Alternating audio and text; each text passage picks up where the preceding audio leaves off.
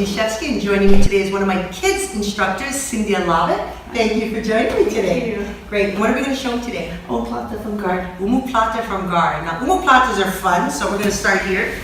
And I'm going to put you in guard this way so we can kind of see what we're doing here. So I want to start in the guard. And again, I don't want to relax my feet down here and control because, you know, the hips are always wider no matter who it is. But if I pull them in and get up high, then I can lock and then bring them down. I really want to put pressure on their ribs. I want to control their body, not so much their hips because they're already sitting down. So the first thing I want to do is we're doing omoplata. She's going to be here. I'm not going to be grabbing here like we normally do. I'm going to grab both the sleeves, okay? I like to do a monkey paw grip. I don't like to do pistols because if they're really strong and they pull out, then they're going to pull their arm out and then I lose the grip. So I like a monkey paw, which is I create a ledge and then I keep my thumbs on the outside and now I got a nice strong grip here.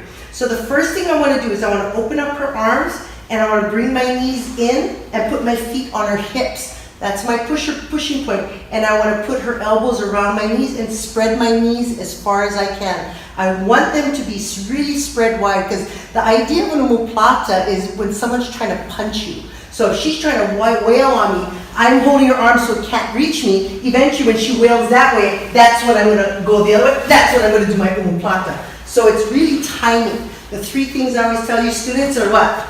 Timing, technique, leverage. Timing, technique, and leverage. You need all three to execute a perfect technique, right? So Was that my test? that was your test, yes. Okay. So we got the sleeves here. I open her arms, bring my knees in, and spread my legs. I don't want to be relaxed here. I want to spread her arms out to make her uncomfortable. And then when I'm ready, I'm going to use this foot to push myself over to the side, and I'm going to push my leg up under her armpit and to the ceiling, and I'm going to hold her shoulders down. I don't want my leg down here because she can posture up. I want it up on her shoulders. So again, I'm going to push up on her shoulders. I'm going to wrap her arm around my thigh and I'm going to hold her down here. Now you notice I'm still holding her arm. I'm going to pull this leg out and step. I'm not like this. I want to step because I'm going to walk. Once my foot is here, now I can let go of that arm.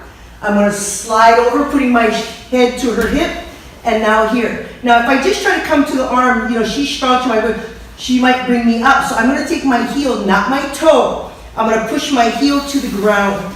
That lowers her. Now I can come up with both legs over to the side, holding that arm, and now my body is replacing my holding the arm. I don't have to hold it anymore.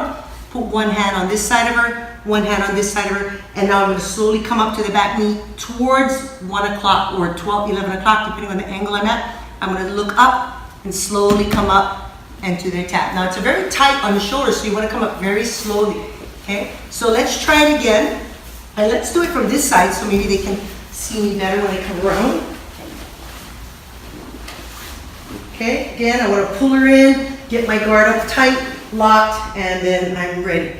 I want to grab the sleeves, control her hands. Now I always tell people you can always get the sleeves.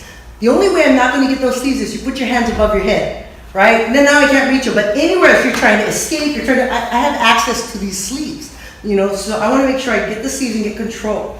Open up, put my feet on the hips, and then spread my legs into her elbows, the inside of her elbows. Now I'm going to turn my body to the side, lifting this up to the air, holding her down, and wrapping that arm around my thigh.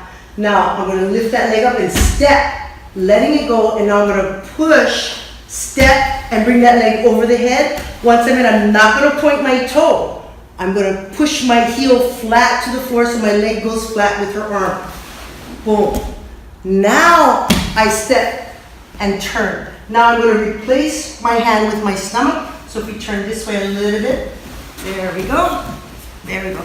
So once I got here, I'm going to replace my hand to trap her arm. Now I don't need my hands to hold her arm. It's already trapped with my stomach.